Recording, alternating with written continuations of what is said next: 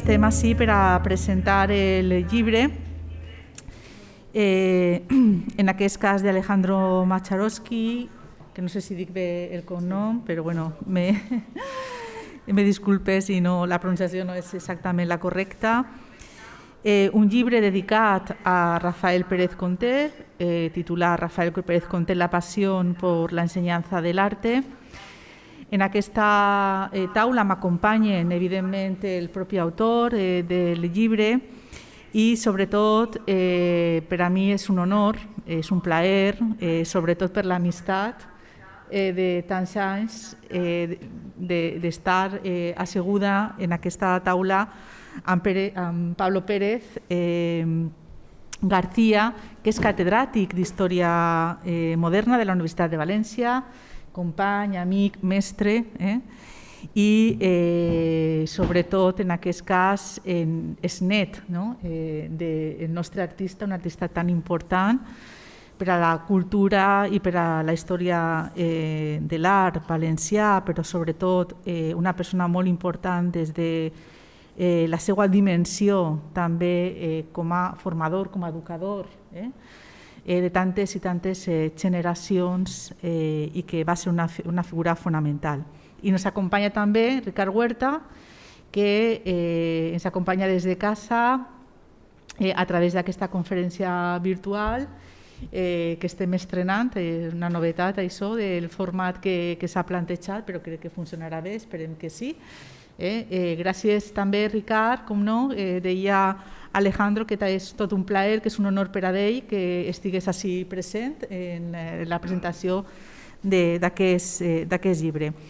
Simplement comentar que, a més, per a nosaltres és tot un honor estar així, no sols per la importància en la recuperació d'un artista fonamental per a la nostra història com és Rafael Pérez Contel, sinó també perquè és el primer acte, podríem dir, d'una línia de programació que es planteja al voltant de la línia que ve marcada per l'exposició que hem inaugurat aquest matí, Dones i resistència, que dona d'alguna manera llum a tota una sèrie de fotografies realment impressionants dedicades a la vida quotidiana de les dones, al seu paper, als espais de sociabilitat, als espais de treball, als espais artístics, a la reguarda, també durant la Guerra Civil, i que ve en una programació molt completa,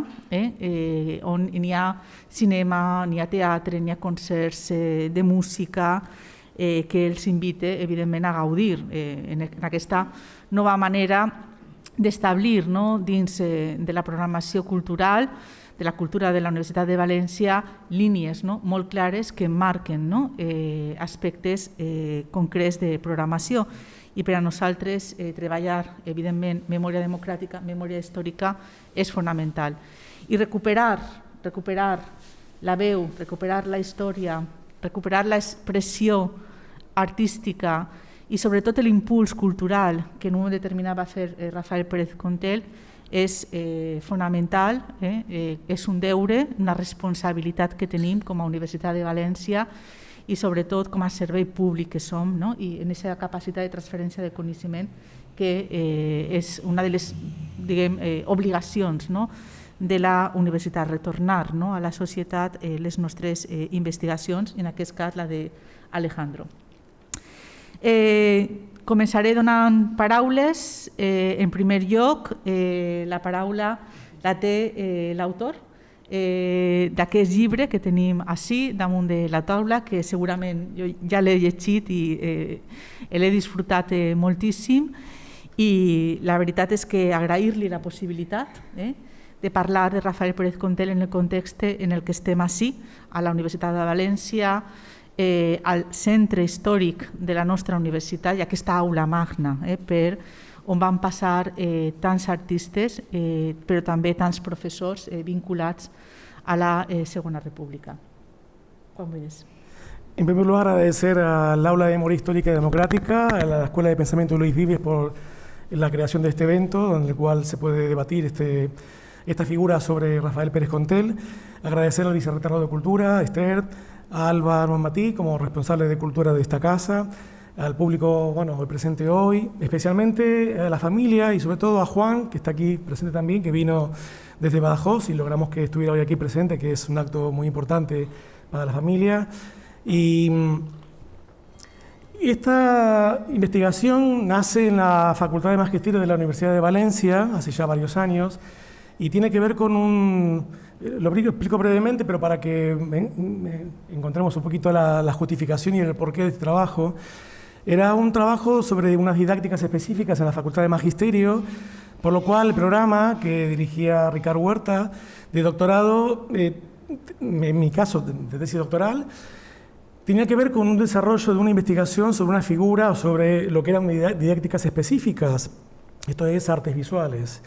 Por lo cual, en ese momento Ricard me habla de Pérez Contel y a partir de encontrar una serie de elementos, en concreto un libro que me llamó muchísimo la atención en ese momento en la facultad, en la cual era muy innovador y muy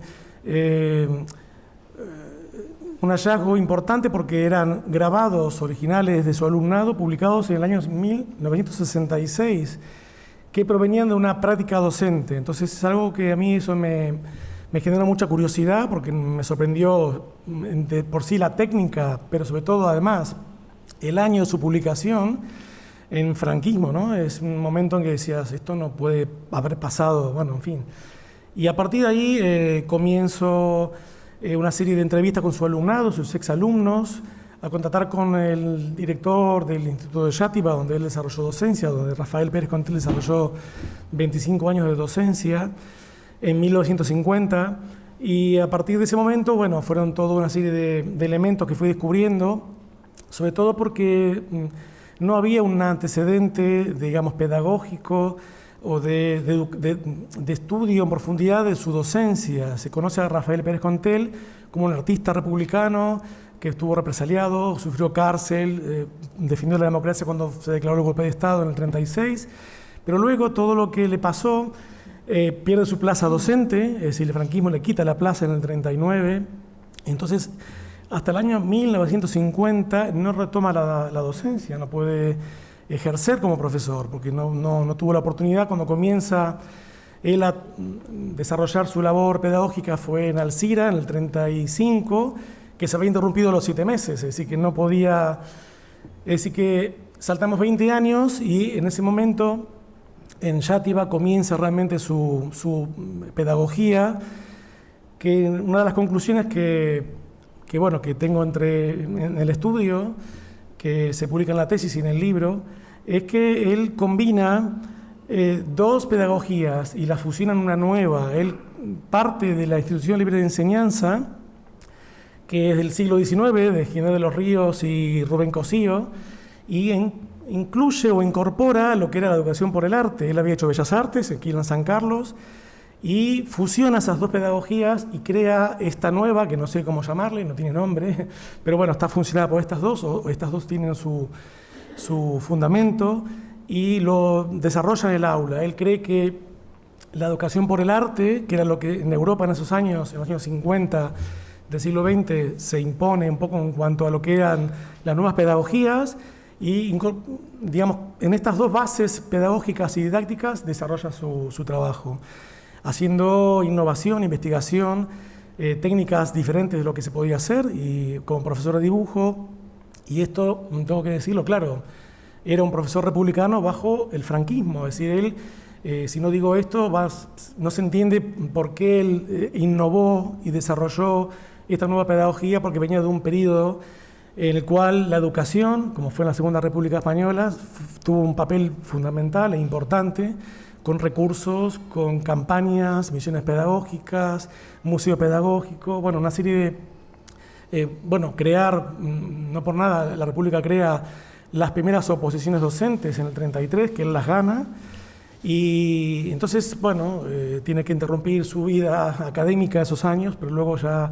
empieza a desarrollar lo que él cree, y la particularidad, además de desarrollar este tipo de docencia proactiva, de investigación, de buscar los orígenes de lo que eran la comunidad, la sociedad en ese momento, todo ese desarrollo didáctico y educativo en el aula lo publica. Él encuentro y, bueno, en fin, una de las cosas que él muy bien hace es, como editor, como profesor editor, publica todo lo que él investiga en el aula. Y eso realmente fue lo que en uno de los libros que inicialmente encuentro me sorprendió, y ese fue el motivo por lo cual dije, bueno, aquí realmente es interesante desarrollar.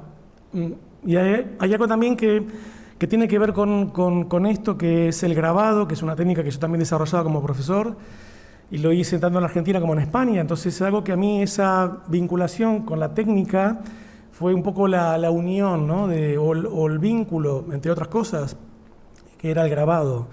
Y a partir de ese momento, bueno, desarrollé ese trabajo, fueron varios años. El alumnado tiene ahí importancia en lo que es en los testimonios que me brindó a mí en las entrevistas que he tenido con ellos. Fueron muy interesantes. Alumnos que tuvieron como profesor en los 60 y en los 70, en los 50, es decir, varios años de diferencia. Y en cada entrevista que he tenido con el alumnado, me hablaba de diferentes momentos históricos, de situaciones en las cuales sucedían unas cosas, sucedían otras, y la influencia del entorno, ¿no? Todo era un momento en que estaba la dictadura, y por lo cual las limitaciones educativas eran máximas. Entonces, intentando, bueno, en ese contexto de apertura, menos apertura, o poder desarrollar una docencia, y el alumnado, gran parte del alumnado que entrevisté, continuó haciendo Bellas Artes, es decir, se dedicó a la docencia, e incluso hay un profesor en concreto que continuó con su trabajo, con su labor docente, haciendo grabado en el propio instituto, ¿no? Es decir, 20 años después. Hoy, si el instituto, por ejemplo, tiene que hacer alguna actividad fuera de sus instalaciones, en algún pueblo o alguna actividad institucional, ¿qué es lo que lleva como actividad educativa o como actividad escolar, institucional? Hace o realiza un taller de grabado. Entonces, cuando vi eso, yo, hace pocos años atrás, decía, qué curioso, ¿no? Esto del grabado, ¿no? Como la institución hoy en día promueve y cuando va a un sitio a exponer su proyecto pedagógico, a hacerse un poco de hueco, un poco para difundir lo que es el bachillerato artístico, promueve y lleva un taller de grabado. ¿Por qué? Y acabo con esto, no quiero extenderme más, pero ¿por qué escribí el libro? El libro tiene un año de trabajo, totalmente un año a partir de la tesis, pero fue un trabajo que me interesaba que trascendiera lo que era lo académico, lo institucional, y que no quedara solamente en un repositorio digital de la universidad. Me interesaba que, dado que encontré muchísimos datos e información y parte de la historia del siglo XX en España, que está puesta ahí, me interesaba que el libro o lo que su obra pedagógica y lo que sucede en todo eso que se describe en el trabajo de investigación lo pudiera acceder el público, ¿no? Y ese fue el trabajo totalmente diferente de lo que era una tesis doctoral que incluye otro tipo de contenidos, de pautas académicas que en el libro, en cambio, están realizadas de otra manera y está dirigida a un gran público que lo puede leer, tanto sean docentes, personas que no son docentes, que lo puede leer alguien que le esté interesado por la historia, por la educación, por la enseñanza de la época de la República, en fin, que hay muchas cuestiones también que Pérez Contel me llevó a tener que descubrir e incluso incorporar en el libro, ¿no? Él era coleccionista, coleccionaba todo, coleccionaba panes, coleccionaba publicaciones, él era un gran escritor, él narraba, era un narrador, hacía excursiones con su alumnado a sitios arqueológicos y daba clases sobre arqueología y lo que era el patrimonio, en fin, que era una persona que un alumno me decía siempre cuando lo entrevisté, un pintor muy conocido en Xàtiva, Juan Ramos Mollior, me decía, ¿cómo vas a tratar a Pérez Conté cuando es una persona poliédrica? Son 360 grados, es muy complejo, ¿no?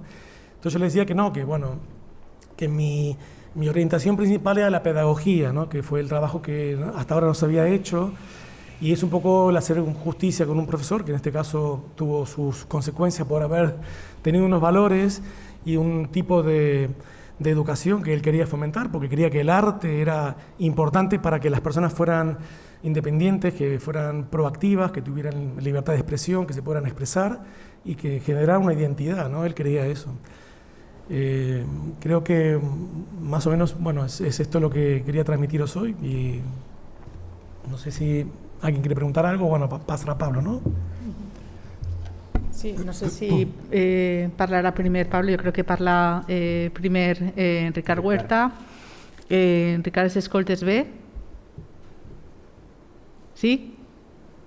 Els escoltes bé? Suposo que sí? Sí, vos escolte i vos veig. Vale, molt bé.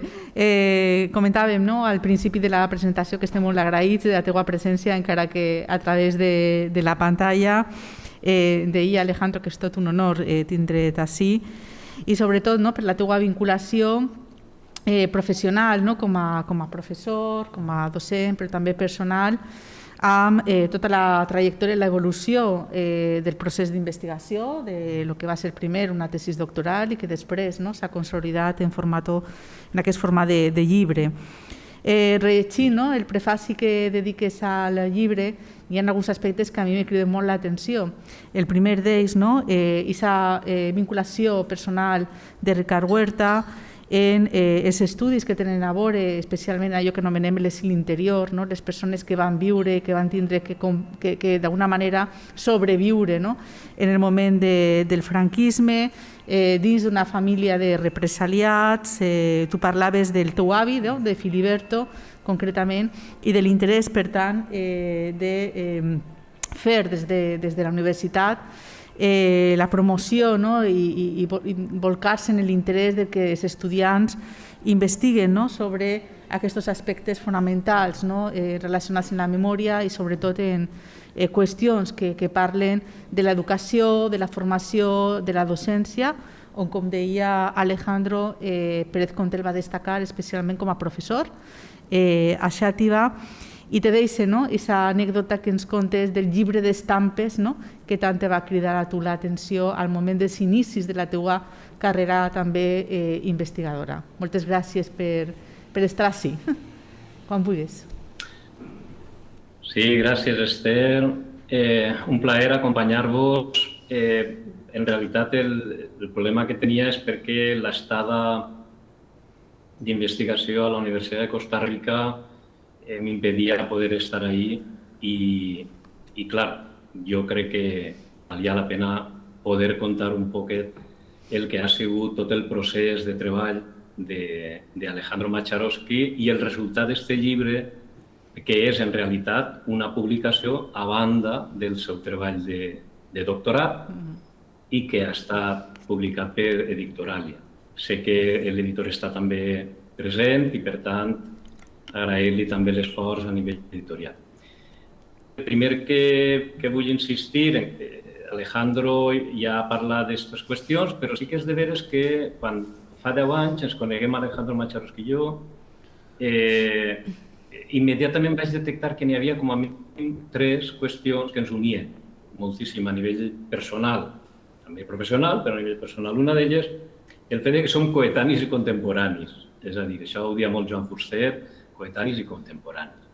Bé, ell sí que és cert que la seva infància, la seva joventut i bona part de la seva vida transcorre a Argentina, però en el moment que ens coneixem ell ja estava treballant i vivint ací a València. Per tant, ell coneix una realitat que a mi m'ha apassionat sempre, que és les qüestions d'Argentina i tot Latinoamèrica en general.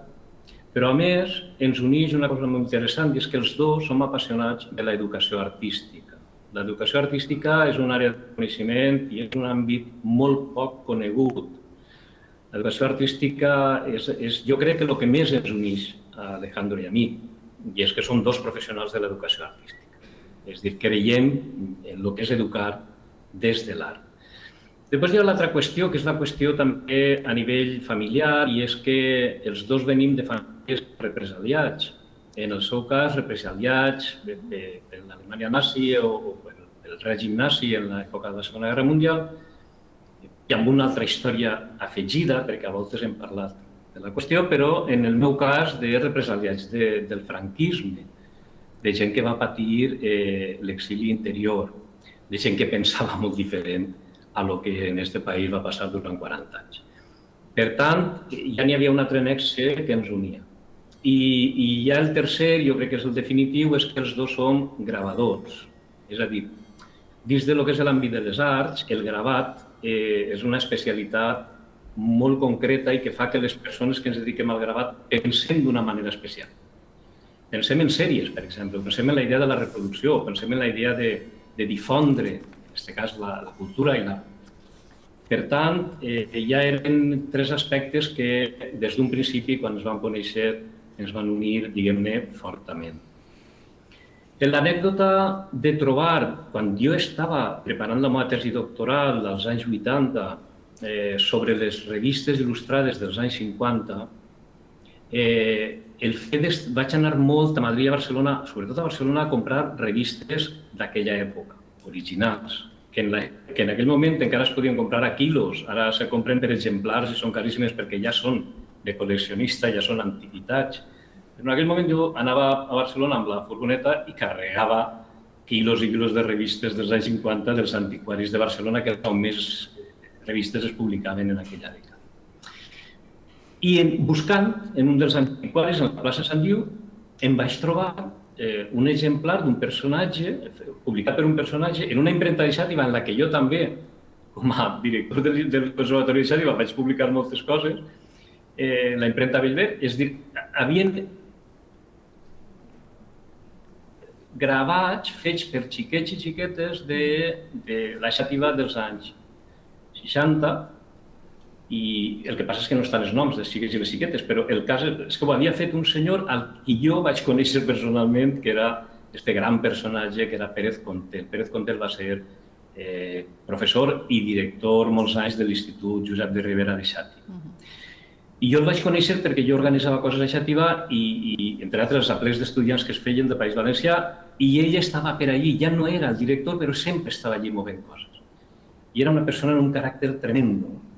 Entonces, el fet de trobar-me esta publicació de Pérez Contel en Barcelona vol dir que aquesta publicació en els anys 60 havia arribat a Barcelona, però és que després em vaig enterar que havia arribat a Xile, a Polònia, a no sé quants països del món, on ell enviava i tenia contacte internacional amb professorat d'educació artística de tot el món, de molts països. Suposo que també vinculat, entenc, a la qüestió política, però en aquest cas era la pedagògica. I això ens porta a l'altra qüestió. La qüestió és que la tesi d'Alejandro Macharovsky és el primer treball que es fa sobre un gran personatge de l'educació artística del País Valencià. I això és un gran mèrit. De fet, és el que va destacar Ricardo Marín en el tribunal,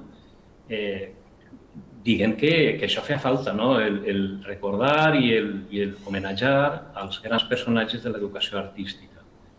Per tant, això ha sigut un gran avanç que ha introduït Alejandro Macharovsky, que és començar a revisar la història de la gent que ha fet que l'educació artística, i al País Valencià ho és, sigui important. Això és un gran mèrit que jo crec que té el treball. Per què? Perquè sobre Pérez Contel s'havien fet molts estudis a nivell del Pérez Contel artista, que era un gran artista. Sobretot s'havia parlat molt del Pérez Contel activista i gestor, que era un gran gestor, però mai s'havia fet un estudi de lo que ell vivia i menjava, que era de l'educació artística. Per tant, clar, jo crec que tant Alejandro com jo vam ser molt fascinats d'aquest encontre i ell es va ficar a treballar amb la passió que el caracteritza sobre tot això. Llavors, jo el que crec que el document, aquest llibre, parla molt de l'art, parla molt de l'educació, però sobretot parla de l'educació artística. I parla d'un personatge fascinant, perquè sí que dona un poc de tristor que s'oculte el treball de molta gent que s'ha dedicat a l'educació artística i se destaquen altres facetes d'aquesta gent, quan precisament la faceta d'educador en arts és la que més reïx de la seva biografia. En aquest cas és claríssim. però a més és fascinant, perquè ell passa per èpoques tremendes, no? I el patiment d'aquesta persona, d'aquest professional de les arts que ha de viure l'exili interior. De fet, va tindre que tornar a repetir les oposicions per a poder ser catedràtic de dibuix en institut. Jo crec que el llibre a qualsevol que el llegirà li encantarà, perquè ens parla de la història dels últims 80 anys. És que ens parla de la història dels últims 80 anys i, per tant, ens parla de l'art i de l'educació dels últims 80 anys a través d'este personatge fascinant que és Rafael Pérez Montero. Un saludo també al seu net, que el veig en la taula, amb qui tinc molt bona amistat, i defensar el que ha començat a fer l'Alejandro Macholsky investigador, que és traure un poc de l'oblit aquests personatges, aquesta gent que ha lluitat per l'educació artística i que ens han deixat un bagatge no sols als seus alumnes, sinó que és el conjunt de l'educació artística al País Valencià i, evidentment, a Europa, no? Perquè Pérez Montero és un personatge a nivell europeu. No podem parlar d'un personatge de Xàtiva o del País Valencià, no, és a nivell europeu, a nivell mundial, perquè va estar relacionat amb gent de tot el món. I no vull allargar-ho més, jo només volia participar de l'acte agraint-vos el fet de poder estar així compartint amb vosaltres i l'enhorabona de nou a Alejandro, a la família de Pérez Montero i a l'editorial Editorialia per este gran encert d'oferir-nos un llibre que podem disfrutar sempre que voldrem. Moltes gràcies.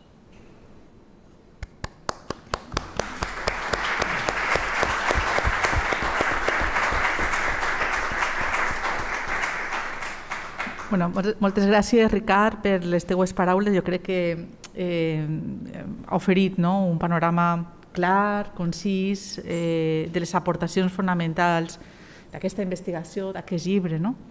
I d'alguna manera reitere, jo com a historiador de l'art, efectivament, Pérez Montero ha sigut sempre un artista molt estudiat per la història de l'art en la seva dimensió, evidentment, artista, innovador, relacionat amb l'avantguarda a la Segona República, compromès políticament, especialment en la seva vinculació en revistes com a Nova Cultura, en la posició de Pequín, etc.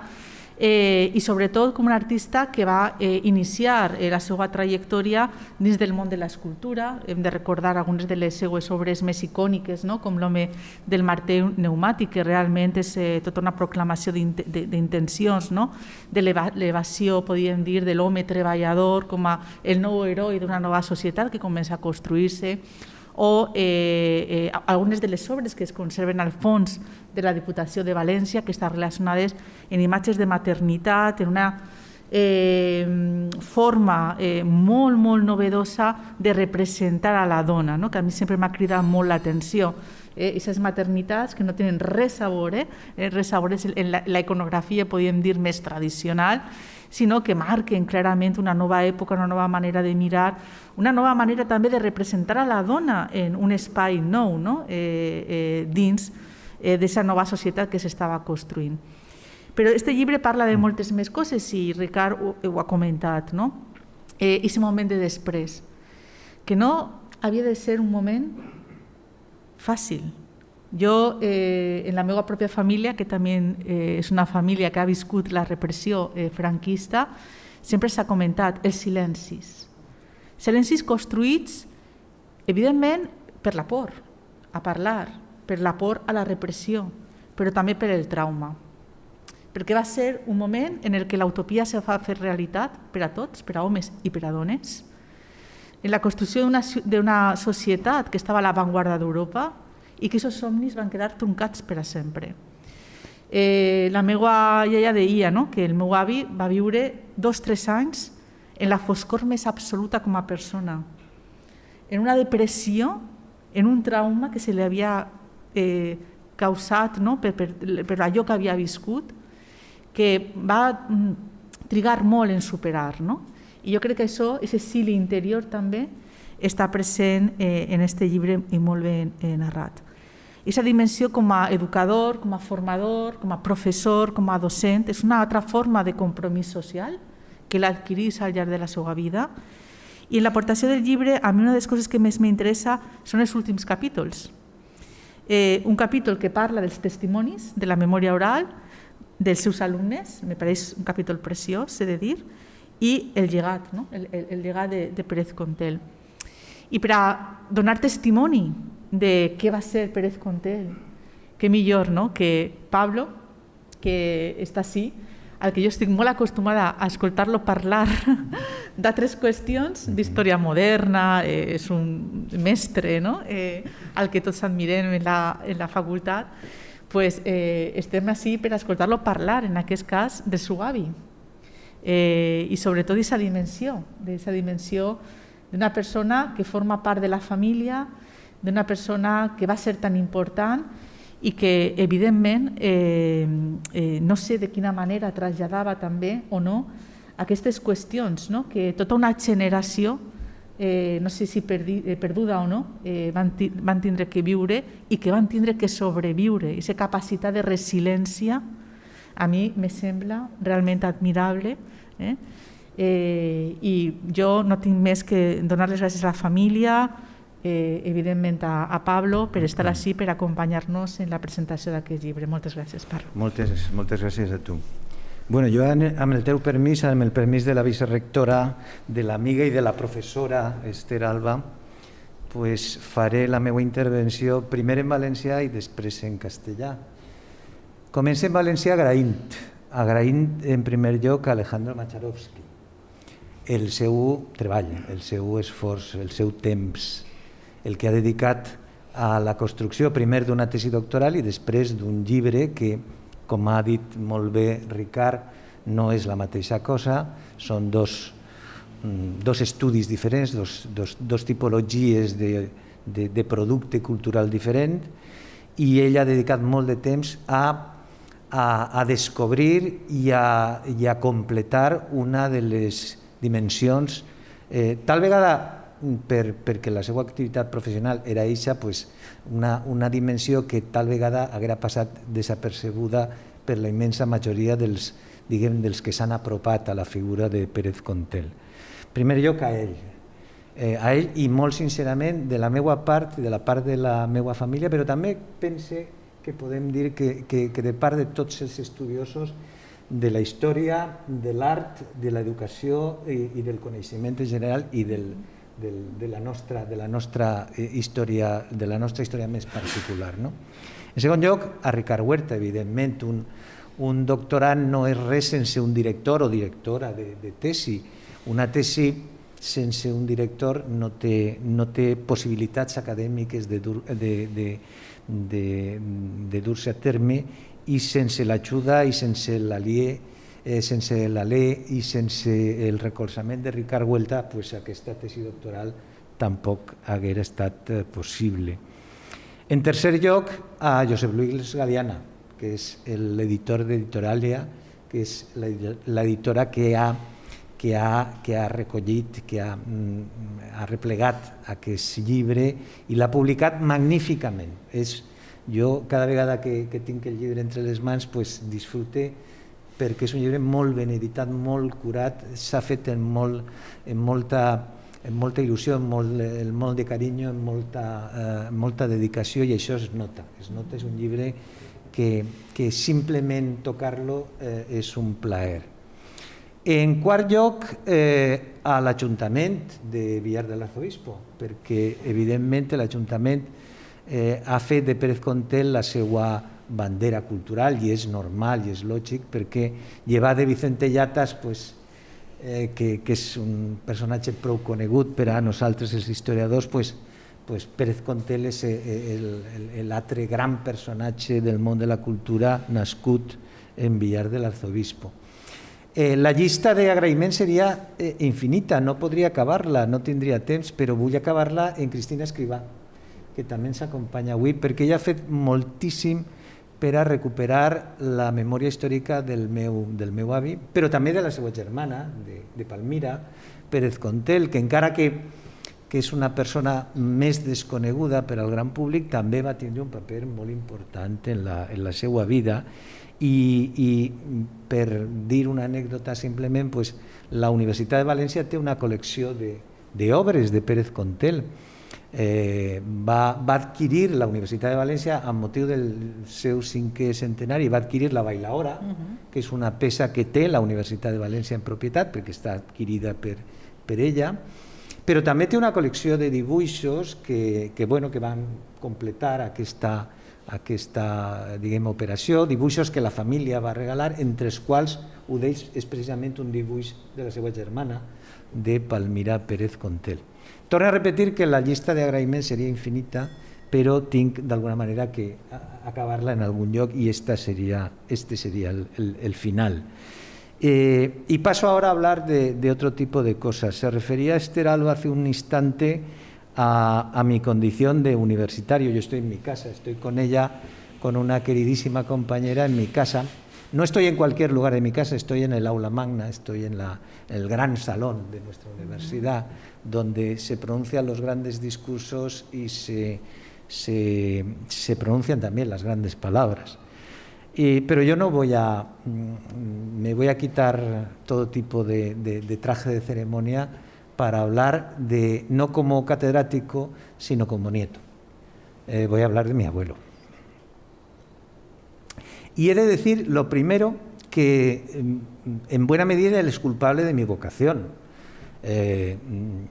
Yo elegí ser historiador por él. Y ustedes se preguntarán, bueno, ¿cómo es posible que un profesor de arte y un artista pues haya lanzado a su nieto mayor por el camino de la historia? Pues sí, porque mi abuelo también creo que, aunque no de una manera profesional, pero sí con un rigor que nos ha transmitido a todos sus hijos y nietos, pues podría ser calificado como historiador también, porque lo fue. Y de hecho sus libros aparecen citados entre la bibliografía común de los historiadores. Estaba esta mañana repasando el libro de Albert Girona y el libro de Albert Girona aparece como una fuente, y Girona no es un especialista en historia del arte, es un especialista en historia contemporánea, ¿no? Por lo tanto, ¿eso qué quiere decir? Pues quiere decir que hay muchos Pérez Contel.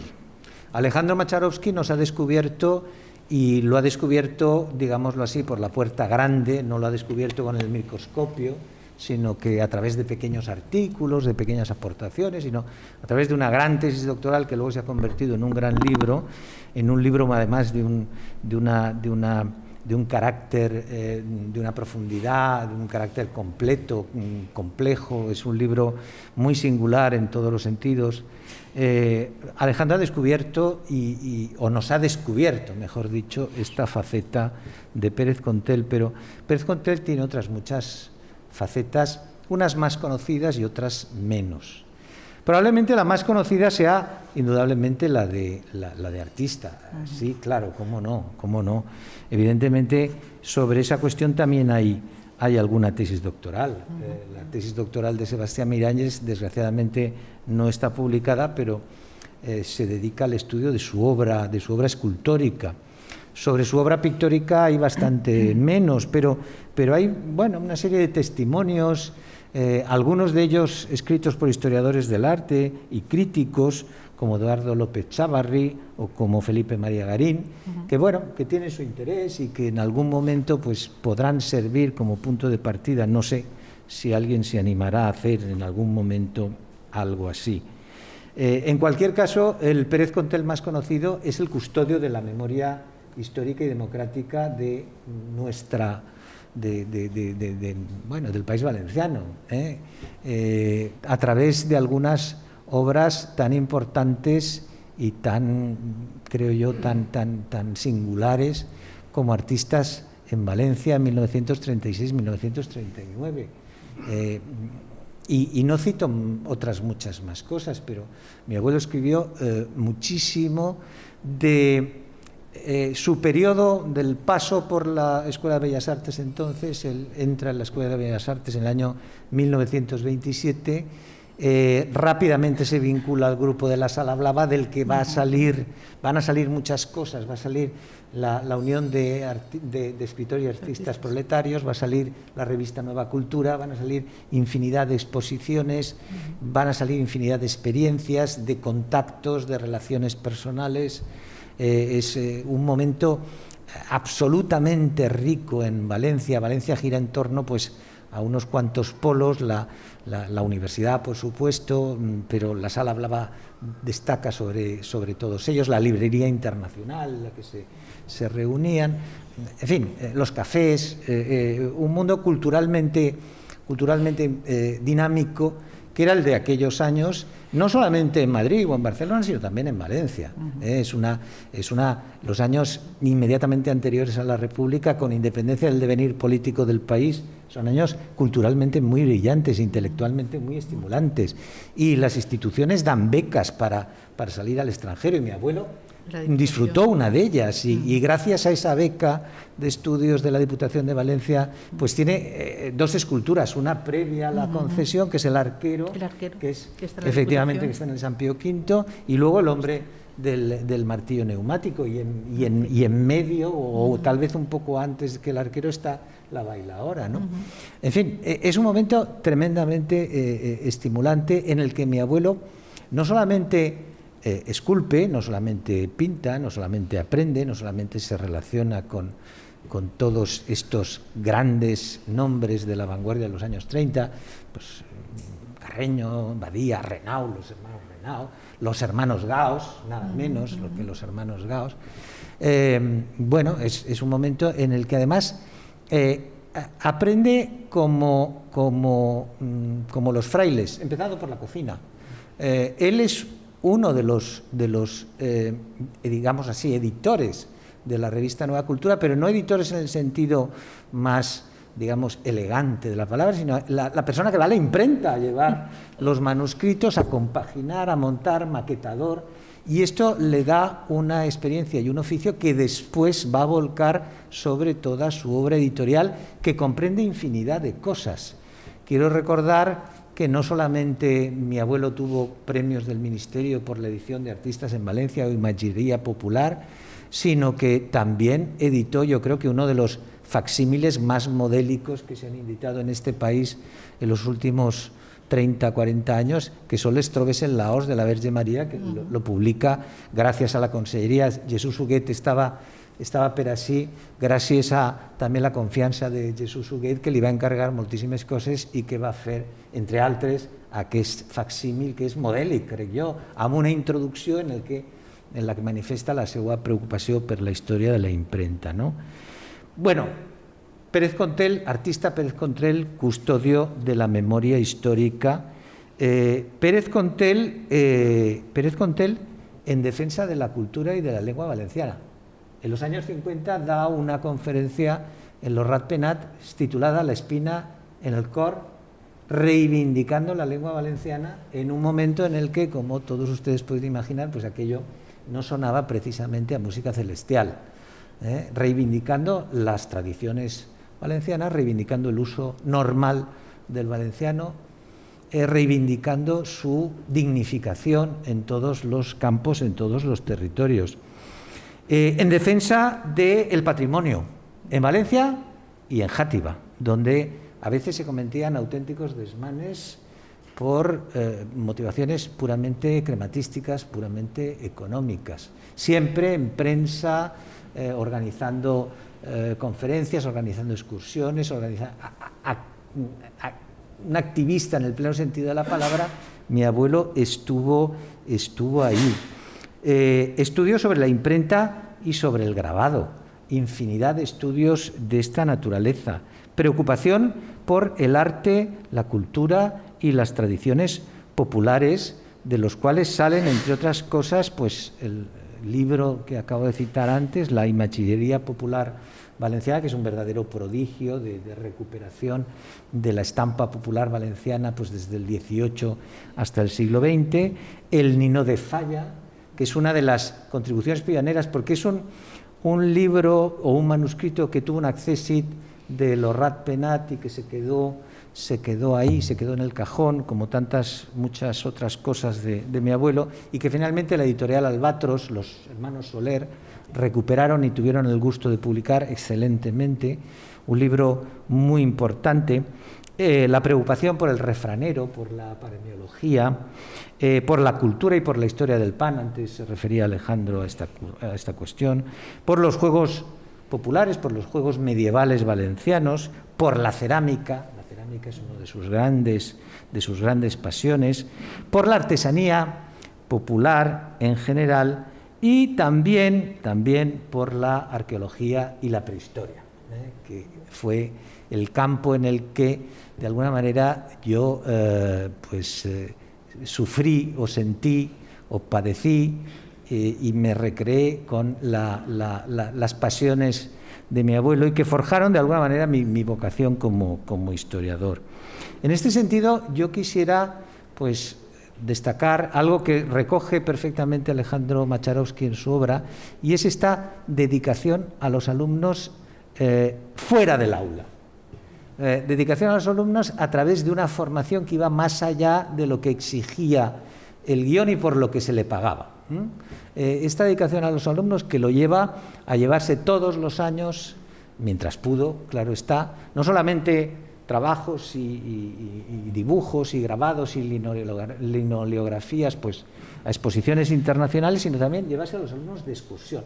Pero no de excursión para que estuvieran trotando por el campo, sino de excursión para que estuvieran aprendiendo algo que en las aulas no iban a aprender porque los programas no comprendían ese tipo de formación. Se llevaba a los alumnos a Moixent, a Llíria, a la Cueva del Parpalló, a Ellín, la famosa excursión a Ellín del año 1972, que fue un auténtico hito en la pequeña historia del Instituto José de Ribera de Játiva y que dejó una huella pues, indeleble en esa promoción de estudiantes. Un interés que además después se vio de alguna manera coronado, yo diría, por su acercamiento a Santa Pola, donde él adquirió un apartamento y que le permitió estar muy cerca de la ciudad de Elx, muy cerca de la Alcudia de Elx, donde hay un magnífico museo y donde se descubrió la Dama de Elche, a la que él ha dedicado una atención y una enorme cantidad de estudios que desafortunadamente están inéditos, están en carpetas. Imagino que se guardan, que esas carpetas están todavía en manos de mi tío y que probablemente sea una de las, el día que esto salga a la luz, pues probablemente sea algo de algún, digo probablemente porque por ejemplo la profesora Carmen Aranegui tiene una magnífica monografía sobre la Dama de Elche, pero el trabajo de mi abuelo es un trabajo de contemplación, de análisis, de estudio de la Dama de Elche como objeto cultural, pero también como objeto artístico, desde una perspectiva muy novedosa. Y creo que algún día, si esto sale a la luz, pues verdaderamente llamará la atención de los propios y de los extraños, es decir, de los aficionados, pero también de los profesionales. He tratado de resumir muy rápida y muy brevemente algunas de las facetas de la personalidad intelectual de mi abuelo.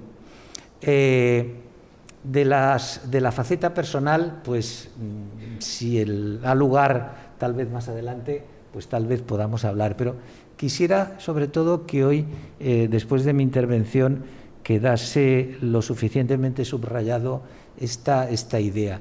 Mi abuelo no solamente fue un escultor, no solamente fue un pintor, no solamente fue un miembro destacadísimo de la intelectualidad valenciana, y digo intelectualidad bien, no solamente del mundo artístico valenciano de los años 30, de la época republicana, no solamente fue un magnífico docente, un magnífico profesor, muy innovador, muy moderno en el sentido más extenso y sincero de la palabra, sino que fue un hombre de una personalidad intelectual enormemente compleja. Lo bueno que tiene, y por esto yo cada día estoy más satisfecho de dedicarme a lo que me dedico, lo bueno que tiene la historia es que al final acaba apagando las luces que injustamente estaban encendidas y acaba encendiendo aquellos rescoldos que apenas brillaban, pero que tenían verdadero valor. Muchas gracias.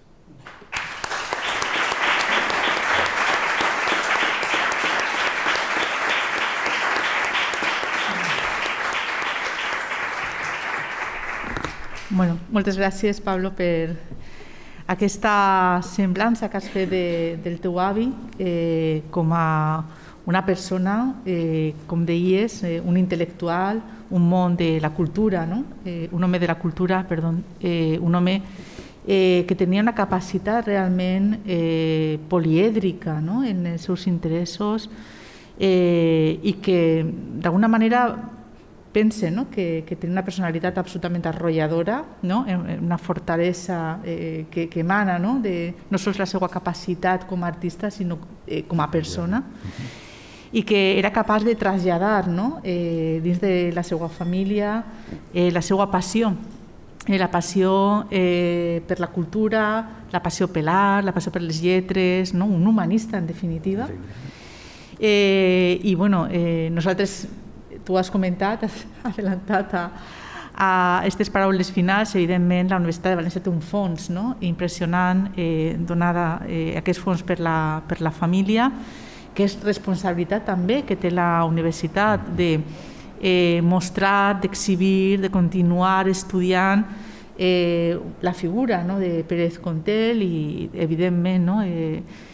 A través d'exhibicions o d'exposicions, de recuperar i continuar fent d'alguna manera el camí d'aquesta nova llum que comentava el professor Pablo Pérez, per a donar d'alguna manera ressò a aquestes figures i de manera definitiva acabar, no? Con aquesta política de la desmemòria que ha sigut, no? Una de les qüestions també fonamentals, perquè hem vist, no? Les fonts estan, els arxius estan, els documents estan, n'hi ha capacitat, no? Més que de sobre per continuar investigant una figura com la de Pérez Contel, agafe el guante de publicar aquest estudi de la Dama d'Elche o de dedicar, no? En aquest sentit, a lo millor una visió crítica d'una publicació, no? Amb aparato crítico d'aquesta investigació, que és una investigació que, pel que comentes, ja donarem pas al debat i a la reflexió. És una visió personal, una visió molt concreta, no? Que es dona des del punt de vista també d'allò que anomenem la recepció de l'art, no? Què és el que motiva, què és el que un artista, un humanista com a Pérez Contel veu, no? D'una escultura que forma part, no? De no sols la identitat valenciana, perquè això està molt vinculat en un moment concret, no? De la manera de veure la història de l'art i també la prehistòria i la pròpia arqueologia, sinó que suposa també d'un apropament, no? Allò que anomenaven els arrels, no? De la història. Sense més, i agrair, no? Evidentment, les paraules, queda poc per dir després de la magnífica semblança que ha fet el professor Pablo Pérez. Crec que donem pas, no? Si vos sembla, sí? Perfecte. Tenim que donar pas, en aquest cas, a l'editor, en primer lloc. Crec que has de parlar des de l'atril, o primer parla Cristina. Cristina primer, doncs...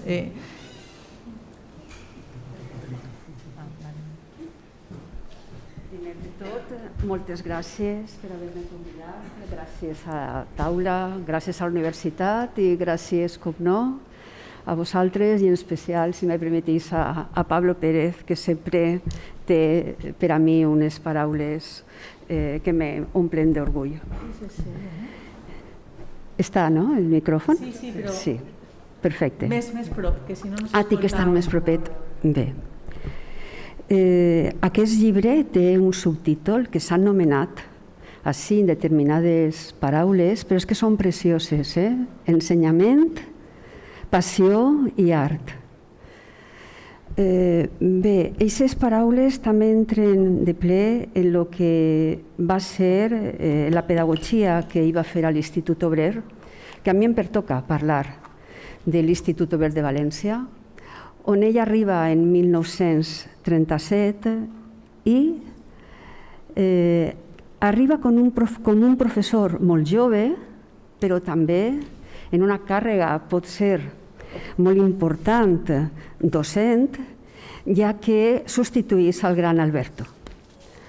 Al gran Alberto, l'escultor que té que anar-se'n a l'exposició internacional a París, i ell continua en l'alumnat, que m'agrada molt això dir-ho perquè no se sap, a lo millor, com diuria saber-se, tindre el coneixement de que durant la República, sobretot a l'Institut Obrer, l'assignatura de dibuix tenia 6 hores lectives, les mateixes hores que matemàtiques. Per tant, se donava ja una importància molt gran al tema de l'expressió, al tema de com ells tenien que desenvolupar les mans i el cap per a saber transmetre després, a través de les classes que se feien, fer el seu propi llibre o una llibreta, uns apunts, com se vulgui dir.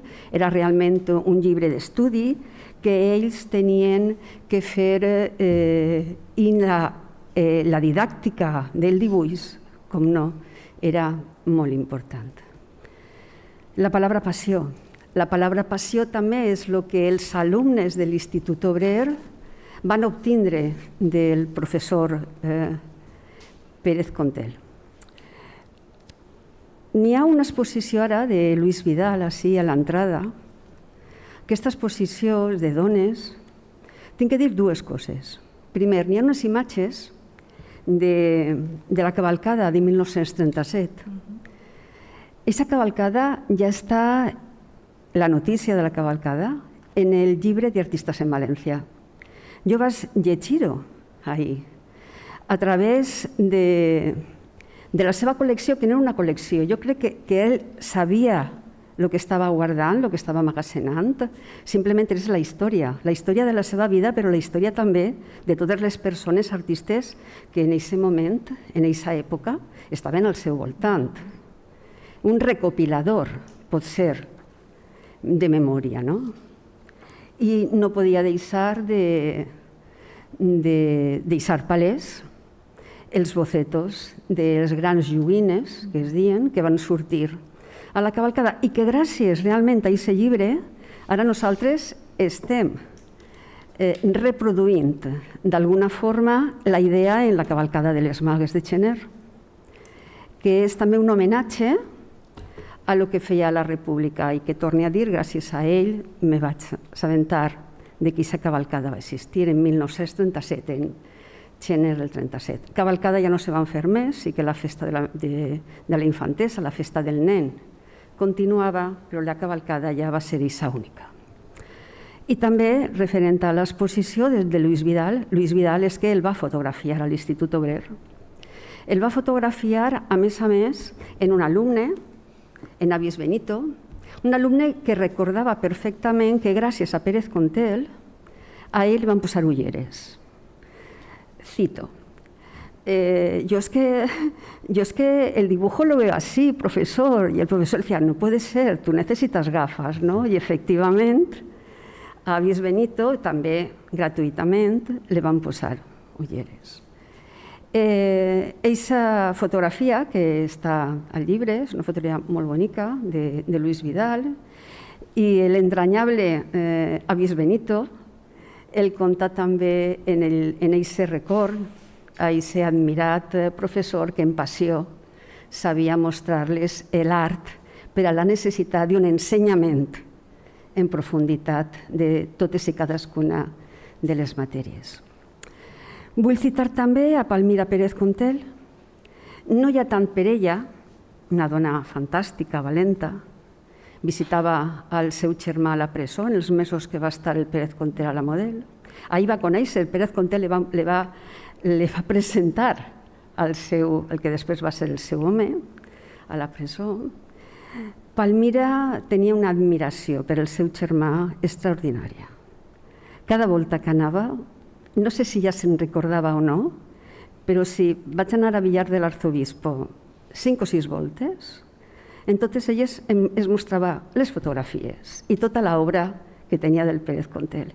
I jo, que volia parlar d'ella, era pràcticament impossible, perquè el seu record i el seu pensament sempre anava al voltant del seu admirat germà.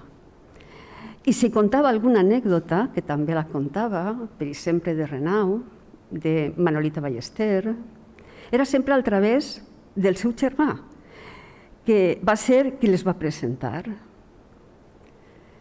I per acabar, volia dir que Pérez Contel tenia un caràcter molt fort. També n'hi ha que dir-ho.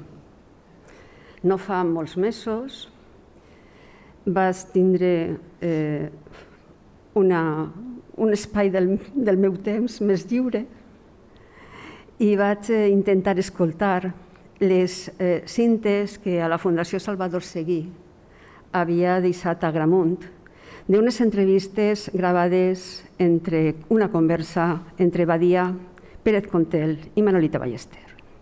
Jo vaig dir, Manolita Ballester, que bé. Malauradament, Manolita Ballester no pot parlar. Allà estava sempre Pérez Contel, que quan ella es començava a dir alguna cosa, el Pérez Contel li deia, sí, però jo ho sé contar. No sé si millor, però el que sí que el que contava era amb molta més força. No? Tenia un timbre de veu molt bonic, molt potent. No?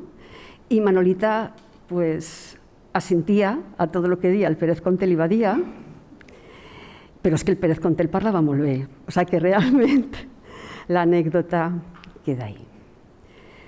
Queden també el record de tots i cadascú dels alumnes que el van conèixer, entre ells mon pare, que va ser alumne d'ell, i quan mon pare va passar una depressió també, com perfectament haveu contat, vas començar a dibuixar.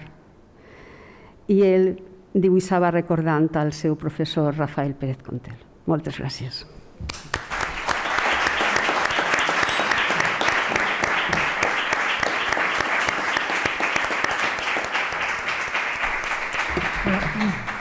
Moltes gràcies, Cristina Escrivà, per aquest testimoni tan personal, tan humà, de la figura de Pérez Contel i sobretot aquesta referència també a Palmira, la seva germana, que crec que també és molt important en el paper de la família i com comentava, també la força de Palmira dins dels aspectes que es tracten també al llibre.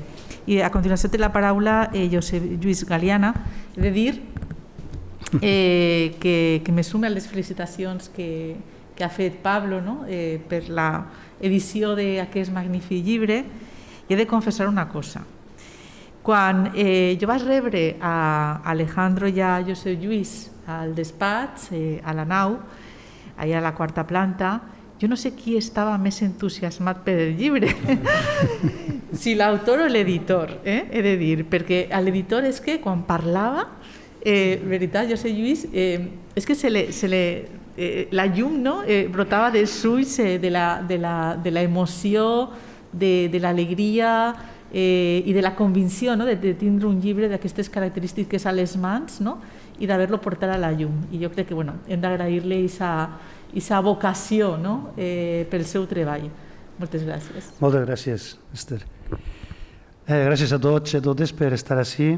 Vaig a ser molt breu perquè ja han hagut moltes paraules i paraules molt més ben documentades que la meua, segurament. Jo no vaig tindre la sort de conèixer a Rafael Pérez Contel, tot i que després d'aquesta aventura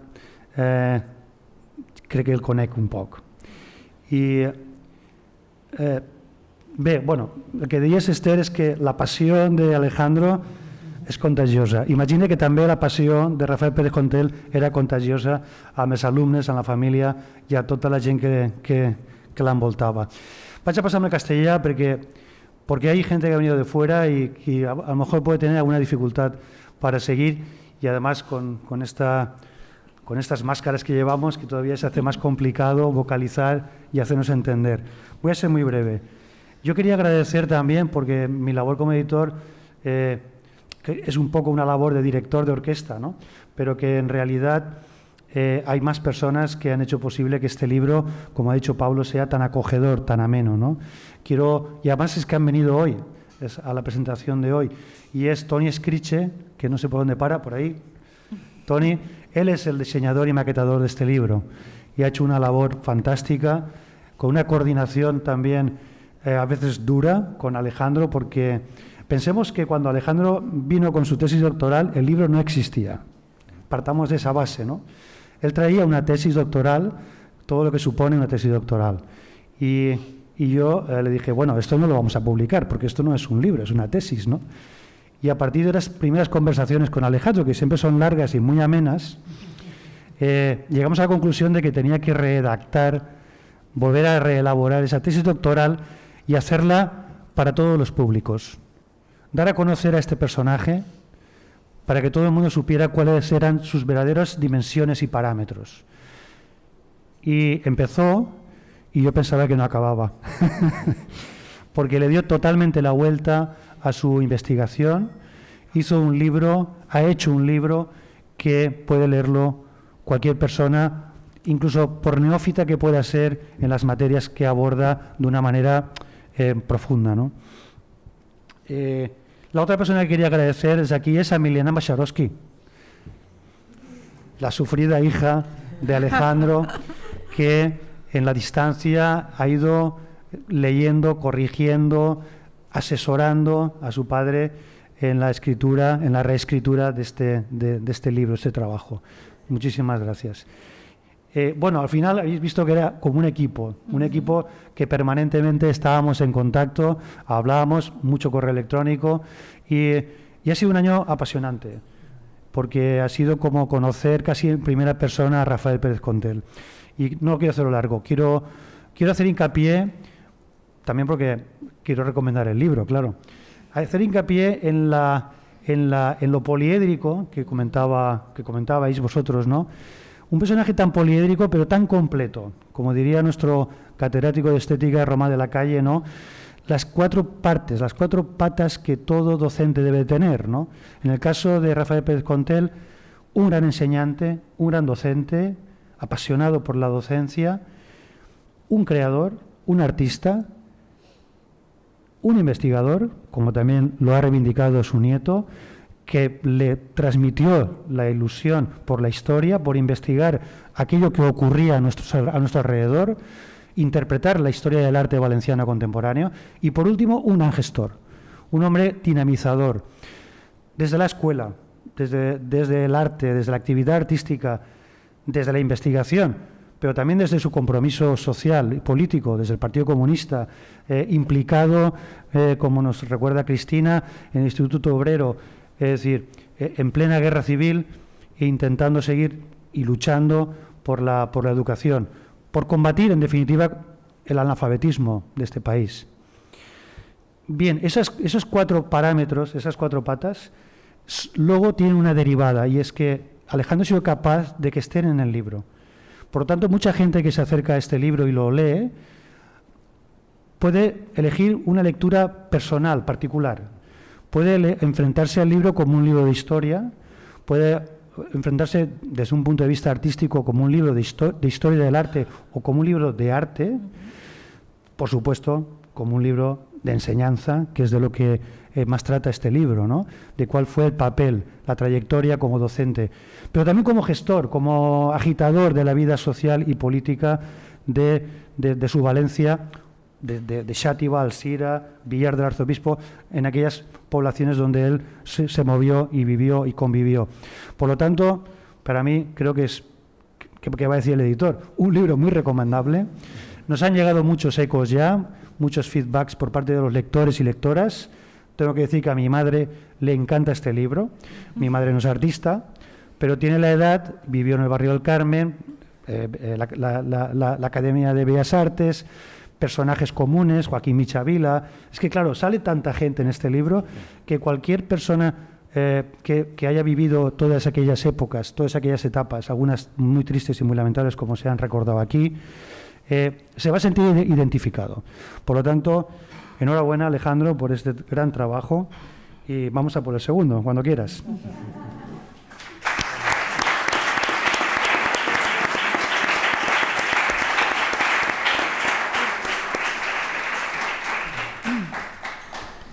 Bueno, pues muchas gràcies, moltes gràcies. Jo crec que ara sí, no? Donem pas al públic, no? Que esteu així, per si teniu preguntes, si voleu fer cap reflexió, dubtes possibles que bueno, us hagi suscitat, no? D'alguna manera les paraules, les intervencions, no? Que han oferit aquesta dimensió múltiple d'una persona tan interessant com és Rafael Pérez Contel. ¿Me permites? Sí. Con el permiso de la vicerrectora y saltándome todos los protocolos que, en fin, a los que estamos acostumbrados, yo quisiera que mi tío Juan, el hijo de Rafael Pérez Contel, nos dijera algo. Está aquí. Pues, y creo que también tendría que haber estado en esta mesa, pero bueno, por razones de organización y, en fin, aunque se conserva muy bien, muy joven y muy ágil, pues es una persona ya mayor.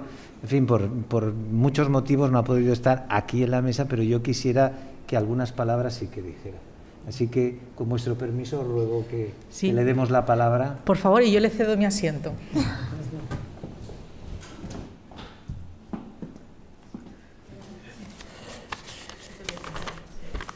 Me vais a permitir que la memoria a veces es falsa. Tengo mi chuleta.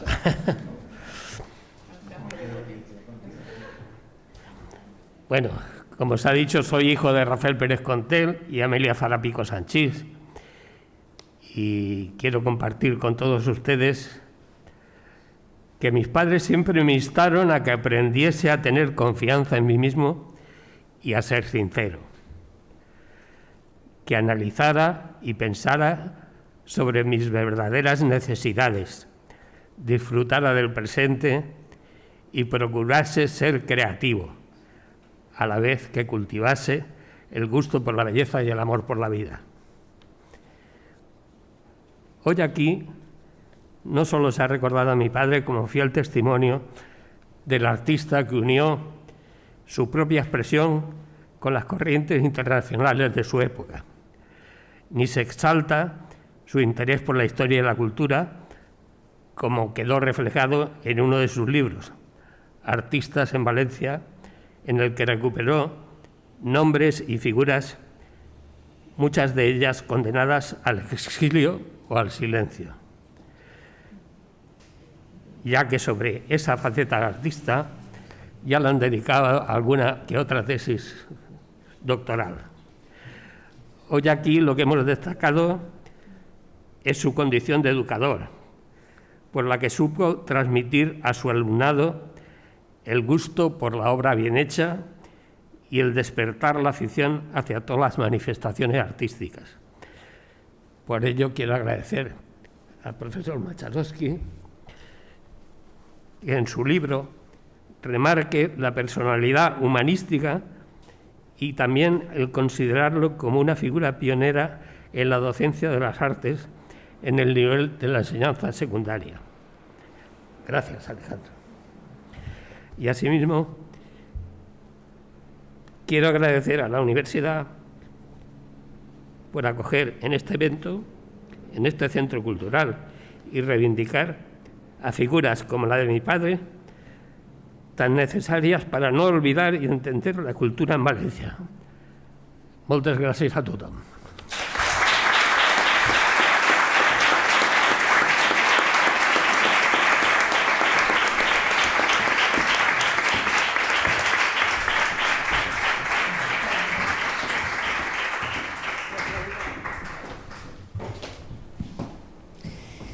Muchas gracias, un placer, de verdad, escucharle estas palabras cargadas de emoción. Eso quizás es de esta mesa la mejor de las experiencias. Yo llevo un día terrible de decir que no hago más que llorar. No, pero porque me emociono. Pablo me conoce que es una persona muy emocional. Y me puede, ¿no? Por muchos años. Sí.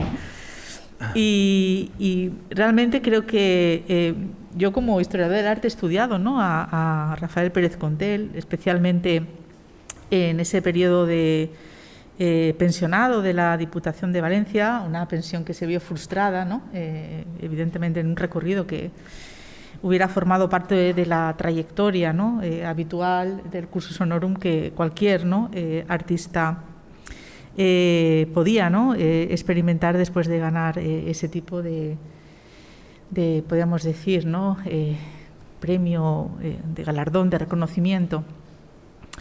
Pero aquí hemos descubierto hoy un Pérez Contel humano, un Pérez Contel profesor, educador, comprometido, una persona familiar, una persona implicada, ¿no?, en la cultura, un investigador. A mí me ha sorprendido muchísimo redescubrir a Pérez Contel, porque eso es lo que hemos hecho hoy, ¿no?, redescubrir a Pérez Contel.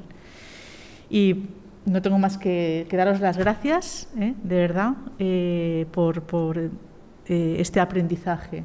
Gracias. Y bueno, ahora sí, ¿no?, pasamos la palabra al público. Si alguien quiere tomar la palabra, preguntar, comentar, es el momento. Estamos un poco sobrecogidos, pero es el momento.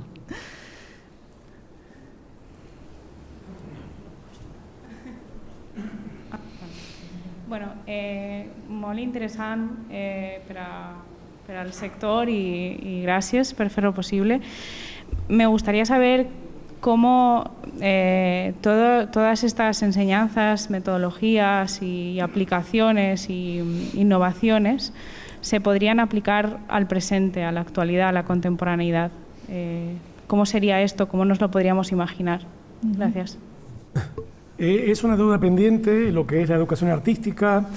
Ricardo Huerta está en esa lucha, por ejemplo, que nos está escuchando, porque actualmente la ley actual de educación, lamentablemente, quita lo que es la educación por el arte, que es una definición muy específica de esta especialidad, lo que tiene que ver con las artes visuales, la cultura visual.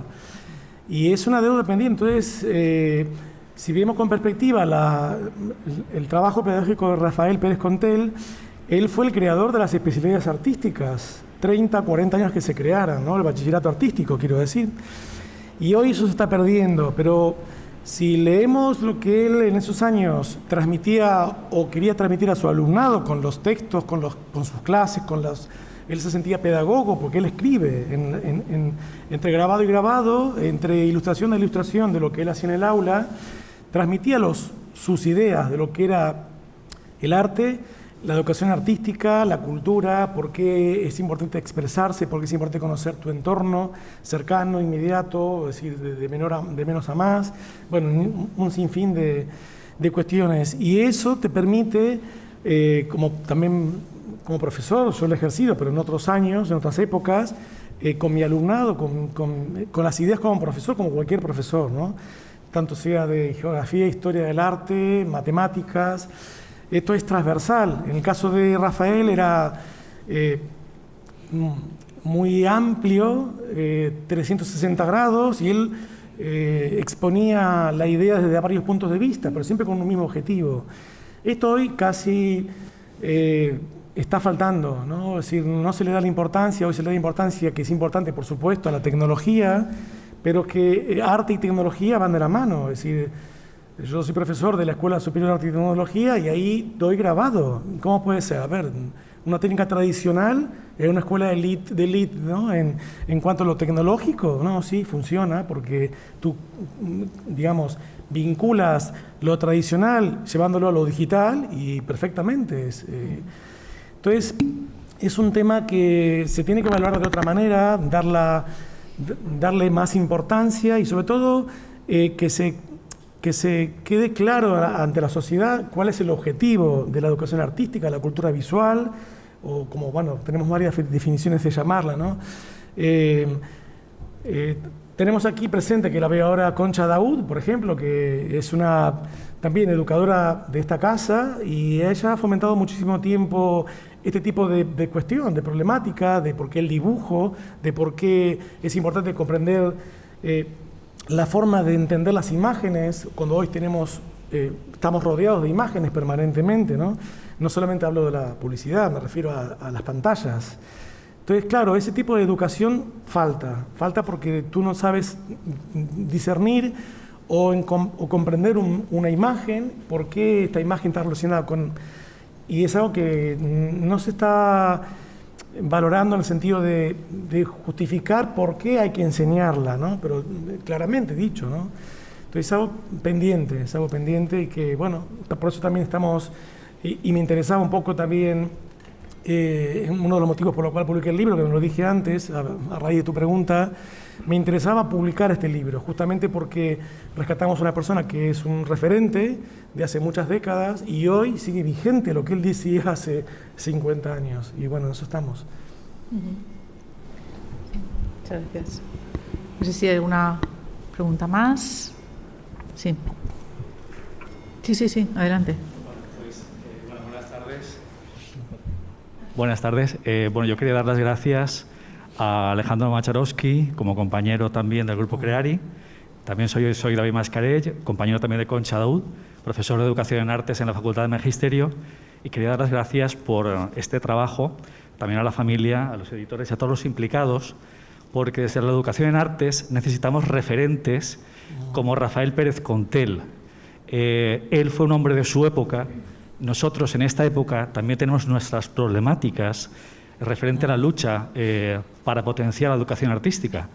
Es una cuestión que se nos ha quitado, nos han robado horas el Ministerio y actualmente es una situación que reivindicamos como docentes.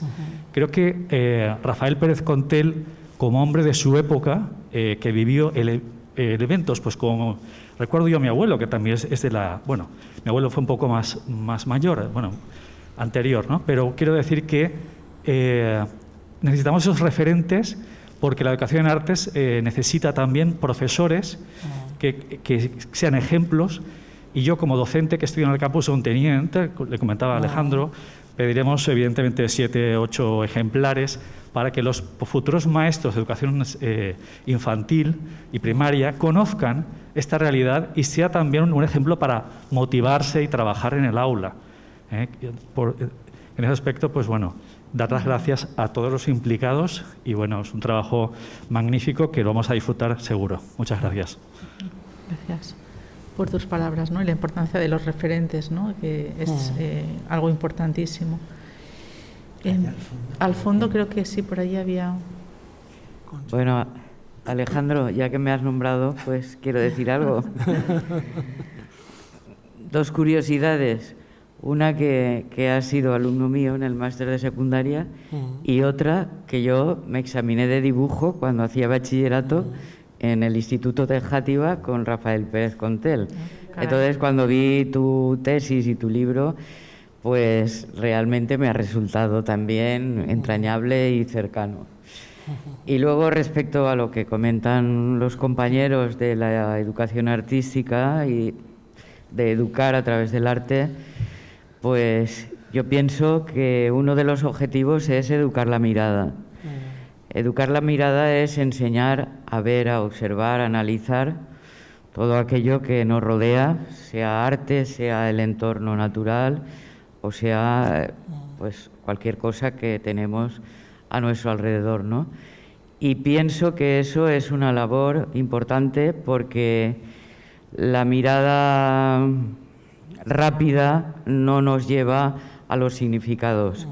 Y en este momento que vivimos en un mundo tan plagado de imágenes, educar a saber diferenciar unas imágenes de otras y los contenidos y los significados y los discursos que llevan, algunos positivos, pero más veces negativos, pues pienso que es uno de los enfoques que los profesores de educación artística tenemos que tener en cuenta. Gracias. Nada, a ti, Concha. Sí, lo que decía usted, un poco lo instantáneo, ¿no? Que no permite comprender, ni ubicar, ni contextualizar una imagen, ¿no? Entonces, la continua, presentación de imágenes y de las redes sociales, que eso también influye en todo esto que estamos hablando con respecto a la cultura visual, como suele decir Ricardo Huerta siempre, la cultura visual que tenemos que, canalizarla, filtrarla y colocarla en un sitio en el cual se pueda analizar y estudiar. Y de hoy dependemos de las imágenes. También aquí Carlos Madrid, por ejemplo, que es con respecto a su ciclo de cine, y también podemos llevarlo al cine, porque bueno, ahora te veo y me acuerdo. De estas cuestiones, ¿no? El cine no solamente, bueno, hay infinidad de elementos que tienen que ver con la imagen, en la cual los docentes, los que nos dedicamos a la pedagogía del arte y a la educación artística, tenemos que saber darles las herramientas al alumnado, a la gente más joven, para que pueda decodificar lo que estamos analizando y de qué estamos hablando, y pueda hacer una visión crítica y constructiva, ¿no? De investigación con respecto a todo esto, ¿no? Y es un poco, bueno, nada, Concha, yo encantado que hayas venido, y David, por supuesto, también, que, bueno, son docentes de esta casa y se dedican a esto mismo, entonces son referencias y luchan cada día en este asunto. Sí. Bueno, yo evidentemente también como historiadora del arte me uno, ¿no?, a las reivindicaciones desde una disciplina hermana, ¿no?, en este caso, pero también bueno, la importancia evidentemente de lo que nosotros llamamos las humanidades visuales, ¿no? Cada vez más también somos los que reivindicamos, ¿no?, ese posicionamiento desde lo que se llama la nueva historia del arte, donde hay pues evidentemente todo un nuevo revulsivo, ¿no?, en los enfoques desde especialmente la cultura visual, ¿no?, tan importante en la educación visual, en el análisis de las imágenes, especialmente de las jóvenes generaciones. Vivimos en un mundo absolutamente de la infoxicación de la imagen, ¿no? Es decir, estamos desbordados por las imágenes, por los códigos visuales, y el problema, ¿no?, es que estamos generando toda una generación de analfabetos visuales, ¿no? Y ese es uno de los grandes problemas de nuestra realidad, y que tiene que ver pues con la ausencia, ¿no?, de estudios relacionados con lo artístico, desde lo histórico, desde lo social, desde lo educativo, en especialmente todo el ámbito de la secundaria. Y es una realidad pues, que está ahí. ¿Me permites una cosa? Perfecto. Lo tenía preparado, pero bueno, que si me permites, Esther. Por supuesto. Quiero leer un pequeño párrafo que es el siguiente. Dice: el arte es la piedra de toque de la cultura de una época y un pueblo, y puede medirse por la comprensión del arte del momento en que se vive.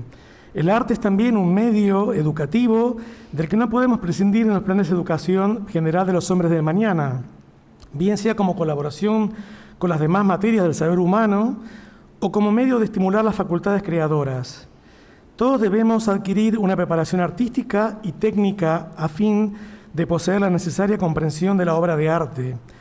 Esta fue la recomendación de la UNESCO en la Conferencia Internacional de Génova.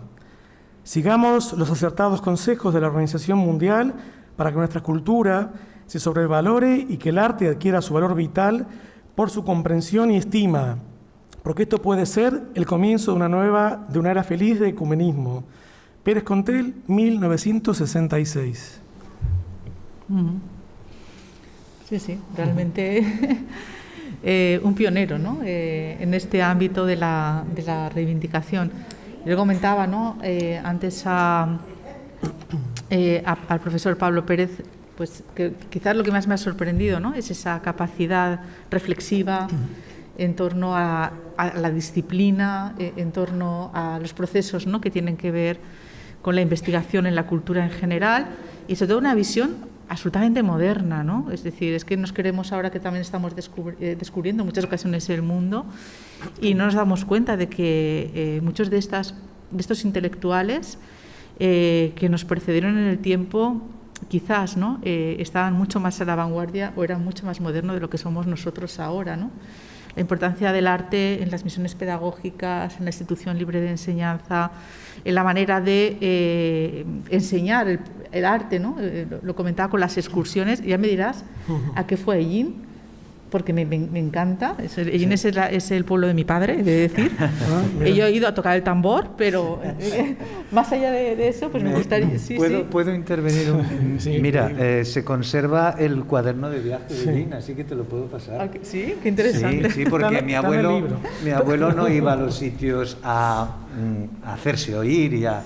No, preparaba un cuaderno de viaje, lo ciclostilaba, porque entonces ni fotocopias, era ciclostil, lo ciclostilaba, lo preparaba, y cada alumno recibía un cuaderno de viaje en el que se le señalaban las etapas, los lugares que se iban a visitar, los motivos. Luego él explicaba, claro, una pintura rupestre, en fin, explicaba, pero el cuaderno de viaje era, digamos así, el punto de referencia fundamental para una excursión de varios días. Y el cuaderno permite reconstruir perfectamente la excursión.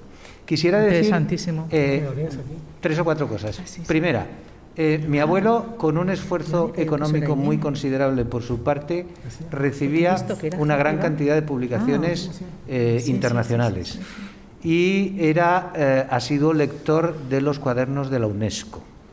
Gracias a los cuadernos de la UNESCO, él estaba perfectamente al día de todo este tipo de reuniones internacionales, de convenciones, de congresos, de nuevos planteamientos, porque en aquella época, como ustedes pueden suponer, pues España vivía en un aislamiento amplio y bastante férreo, y era difícil acceder a este tipo de información si no era a través de este tipo de publicaciones que él pagaba de su bolsillo. Primera cuestión. Segunda cuestión, se ha hablado del cine. Se conservan varias cartas entre mi abuelo y su primo Carlos Plasencia, que era veterinario, en la que se habla en la posguerra de la posibilidad de constituir una compañía cinematográfica con guiones. Se está hablando con... Mi abuelo era amigo de diferentes escritores y literatos. Está hablando de la posibilidad, sobre todo, en principio, de vender guiones, pero después de pasar a ese otro plano de la actividad también artística, sin duda, que es la cinematografía, en la que, si las cosas hubieran rodado de otro modo, pues a lo mejor tendríamos un Pérez Contel pues abierto a esa experiencia también. Y por último, quisiera referirme a Manolita Ballester, que de manera tan simpática se ha referido Cristina Escrivá hace un momento. En las visitas que hacía Manolita Ballester a Valencia, pues se alojaba en casa de mi abuelo, no se alojaba en cualquier sitio, dormía allí y estaba allí, vivía con la familia, con mi abuela, con él. Por aquella época, si yo no estoy equivocado, a lo mejor lo estoy, Manolita acababa de perder a su hija Julieta, por esa época, y andaba bastante, digamos, depre. Y a su hijo también, efectivamente, andaba bastante depre. Y a lo mejor en fin, no dejarle que empezar a recordar, porque lógicamente una conversación lleva un recuerdo, va encadenando otro recuerdo, pues una manera de evitar algo que pasaba frecuentemente. Yo conocí a Manolita allí en esa época, en ese periodo, que es que pues empezaba a llorar, se ponía, en fin, muy afectada, muy emotiva, y bueno, creo que por ahí también iban los tiros. No simplemente, porque era una mujer muy interesante y además tenía una enorme cantidad de experiencias que eran, bueno, para alguien como yo, pues absolutamente increíbles, ¿no? Impresionantes. Pero fue una época muy emotiva para ella, ¿no? Sí, esta mañana he recordado un texto, un pasaje de Manuela, que, bueno, ella escribe en uno de los manifiestos, ¿no?, que era habitual, ¿no? Ahora saldrá publicada la transcripción, ¿no?, con el aparato crítico del diario, ¿no?, en México, que realiza Manuela Ballester por Carmen Gaitán, que es una gran profesional del Consejo Superior de Investigaciones Científicas. Esta mañana yo hablaba, ¿no?, de Manuela Ballester, ¿no?, y precisamente de esa inquietud juvenil, que yo creo que al final compartían todos, ¿no?, en aquella época, ¿no?, de utopía adquirida o conseguida, y realmente me parecen palabras que nos trasladan, ¿no?, a una época en la que ellos se formaron, ¿no?, intelectualmente, que ese pozo quedó para siempre, ¿no?, con ellos, y que después consiguieron, ¿no?, comunicar, trasladar en distintos momentos de su vida, ¿no? Decía, fijaros, Manuela, es que me parece impresionante, ¿no?, en relación a lo que comentábamos, ¿no?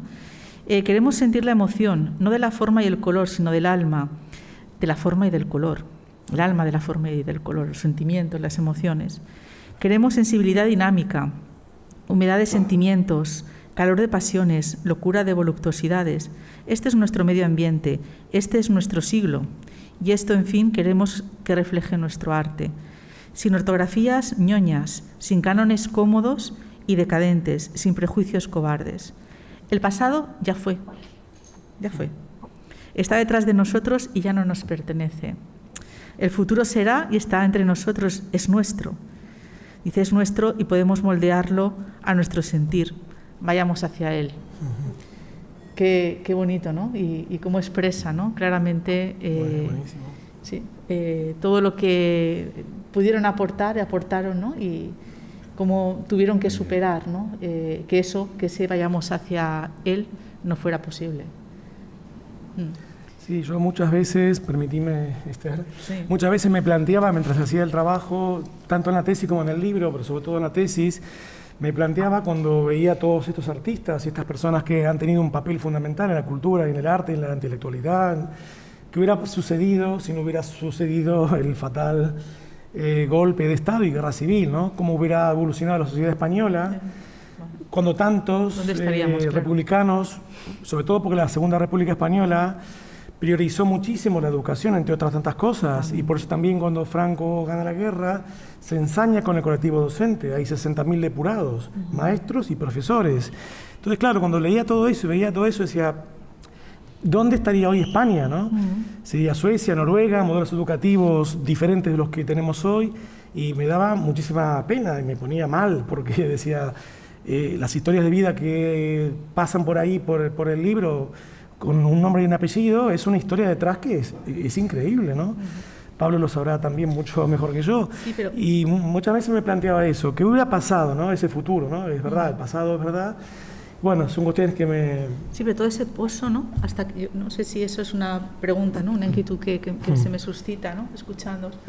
Ese pozo, ¿no? Que forma parte de un momento, de una época, de una visión concreta de lo que tiene que ser el arte, la educación en el arte y la educación en general, ¿no? Basada en la cultura y en la sociedad del conocimiento, con formas, ¿no? Educativas diferentes, ¿no? Hablaba de la primera oposición de profesores. Es que eso es importantísimo. La educación deja de estar en manos de un determinado sector, especialmente vinculado, ¿no? a lo religioso, para profesionalizarse, ¿no? Que son los primeros profesionales del ámbito educativo, ¿no? Eso es muy importante. Pero esa capacidad de resistencia es la que cuando recupera su posición como docente continúa manteniendo. Hace excursiones como se planteaban en la Institución Libre de Enseñanza, vuelca sus conocimientos y a pesar, ¿no? de que eso le pueda traer, porque entiendo que le podía traer muchas dificultades, está convencido de que hay que educar de una determinada manera, ¿no? Entonces, yo creo que eso es muy importante porque nos refleja también a una persona no solamente comprometida, sino, yo decía antes resiliente, pero es que creo que es resistente la palabra concreta, ¿no? Es decir, hacer resistencia, ¿no? A decir, bueno, muy bien, pero yo, mi forma, mi manera de entender la educación es esta y yo no voy a dejar de hacerlo, ¿no? Es decir, y eso me parece absolutamente valiente. Pero parece que era un hombre valiente, ¿no? Así, Sin duda. Sí. Sin duda. Sí, yo quisiera destacar, si me permitís, algo que es importante decir. El libro habla de una historia real, historia ocurrida, pero el libro es muy actual.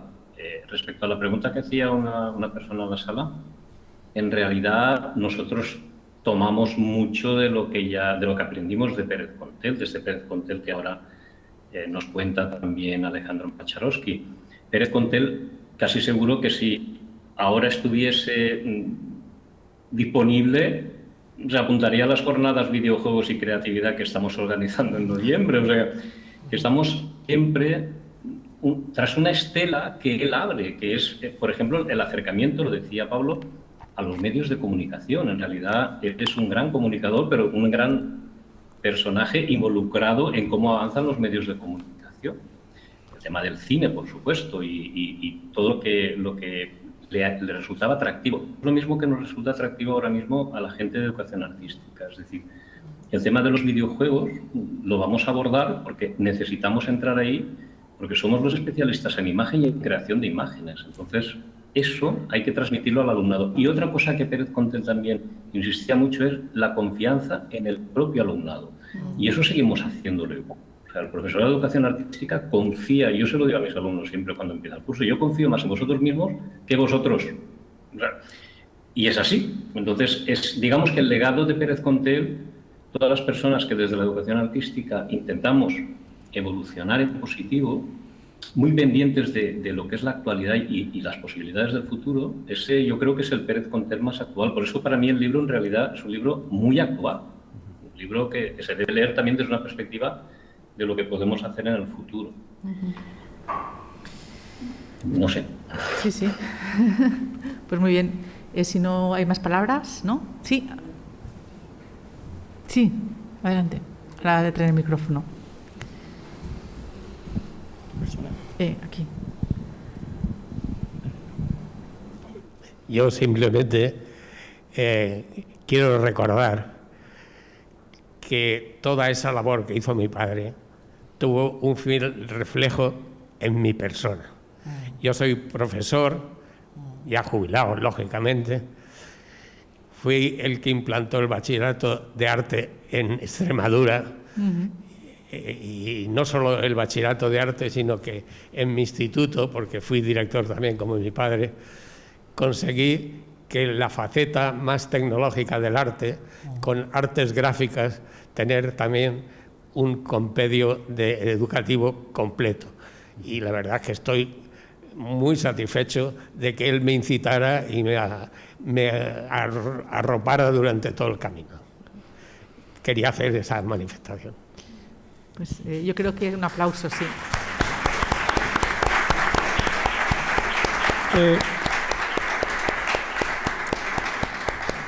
Pues yo creo que no podemos tener mejor epílogo a esta sesión. Muchísimas gracias por el testimonio y también por el compromiso, ¿no?